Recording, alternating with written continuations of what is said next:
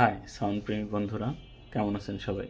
আপনি কি একটা সাউন্ড সিস্টেম তৈরি করতে চাইতেছেন কিন্তু বুঝে উঠতে পারতেছেন না ক্লাস ডি নাকি ক্লাস এবি, কোনটা পছন্দ করবেন? বাজারে অনেক অ্যাম্পলিফায়ার পাওয়া যায়, যেমন ধরেন এটা ক্লাস ডি আর এটা ক্লাস এবি। এখন আপনারা অনেকেই সিদ্ধান্তহীনতায় ভোগেন যে আপনার জন্য আসলে কোনটা পারফেক্ট। তো সেই বিষয় নিয়ে আজকে আমরা আলোচনা করব। ক্লাস ডি এর সাউন্ড সিগনেচার এবং ক্লাস এবির সাউন্ড সিগনেচার ভিন্ন। তো ক্লাস ডি বা ক্লাস এবির মধ্যে যেইটার সাউন্ড সিগনেচার আপনাদের পছন্দ সেইটা দিয়েই আপনারা বানানোর চেষ্টা করবেন। এবার আমরা ক্লাস ডি নিয়ে আলোচনা করি। যেমন ধরেন এটা বাজারে বহু প্রচলিত জেডকে টিভি 2-in-1, এটা ক্লাস ডি একটা অ্যাম্পলিফায়ার। এটার মধ্যে হচ্ছে 3116D2 আইসি ব্যবহার করা হয়েছে, যার ম্যাক্স পাওয়ার 100 ওয়াট।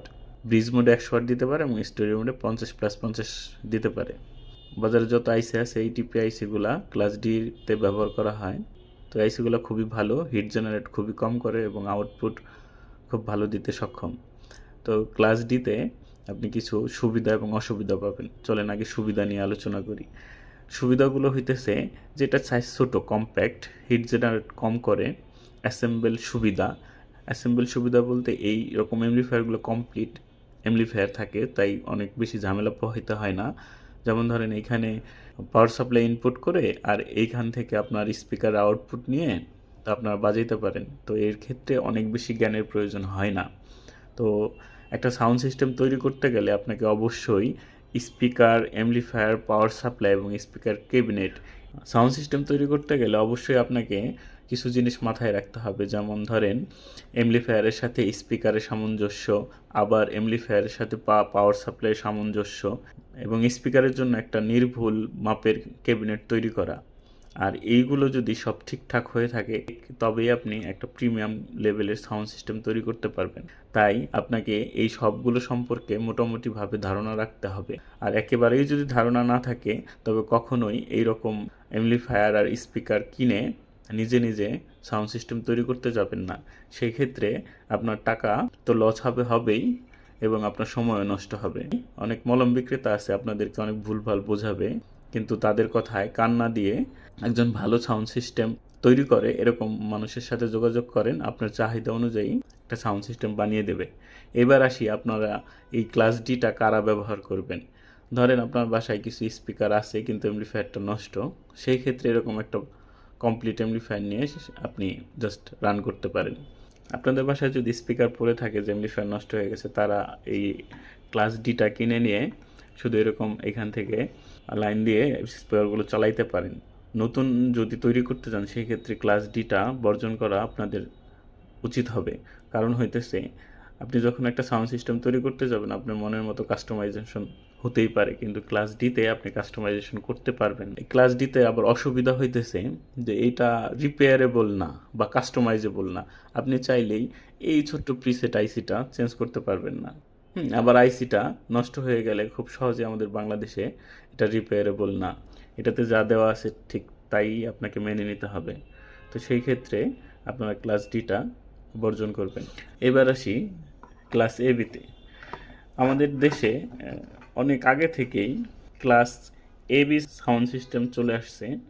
আসলে প্রফেশনাল লেভেলের যারা সাউন্ড সিস্টেম তৈরি করেন তারা ক্লাস এবিটাই পছন্দ করেন, তার কারণ এখানে কাস্টমাইজেশনের সুবিধা আছে, প্লাস রিপেয়ারের ভালো একটা সুবিধা আছে আমাদের বাংলাদেশে এই পার্টসগুলো অ্যাভেলেবেল, যার কারণে আমরা সহজেই কাস্টমাইজ করতে পারি। আর এই যে ক্লাস ডিতে হইতেছে এসএমডি কম্পোনেন্ট, ম্যাক্সিমাম সময় এটা এসএমডি কম্পোনেন্ট ব্যবহার করা হয়, যার কারণে আমাদের বাংলাদেশে এটা রিপেয়ার করা কঠিন হয়ে দাঁড়ায়। তো সামনে চলে আসবে এইসব জিনিস রিপেয়ার করা। এখন আমরা ক্লাস ডি অনেকেই ব্যবহার করি বা আবার অনেকেই ক্লাস এবি ব্যবহার করি। তো ক্লাস এবিতে আপনি আপনার মন মতো কাস্টমাইজেশন করে নিতে পারবেন, এটা সবচাইতে বড় সুবিধা। আর রিপেয়ারও খুব সুবিধা। অসুবিধা হইতেছে এটা ছোট সাইজের মধ্যে করা যায় না। আর এই ক্লাস এবি চালাইতে ট্রান্সফরমার প্রয়োজন হয়, যেটা ক্লাস ডি এর ক্ষেত্রে ট্রান্সফরমার প্রযোজ্য না। সেক্ষেত্রে ক্লাস ডির ক্ষেত্রে এসএমপিএ অথবা অ্যাডাপ্টার ব্যবহার করতে হয়। ক্লাস এবিতে ট্রান্সফরমার ব্যবহার করতে হয় এবং এই ক্লাস এবি প্রফেশনাল মানের লোকরাই শুধু ব্যবহার করতে পারে। কারণ হইতেছে এখানে অনেক হিসাব কিতাব আছে। এখানে আপনাকে কোন আইসিটা ব্যবহার করতে হবে, কোন ট্রান্সফরমারটা ব্যবহার করতে হবে, কোন ট্রান্সফরমারে অ্যাম্পিয়ার কত হবে, ভোল্ট কত হবে, এগুলো সব নির্ণয় করতে হয়। তো প্রফেশনাল লেভেলে যদি আপনি না জানেন বা ক্লাস এবি সম্পর্কে যদি পূর্ণ জ্ঞান না থাকে তবে অবশ্যই আপনি ক্লাস এবিটা বর্জন করবেন।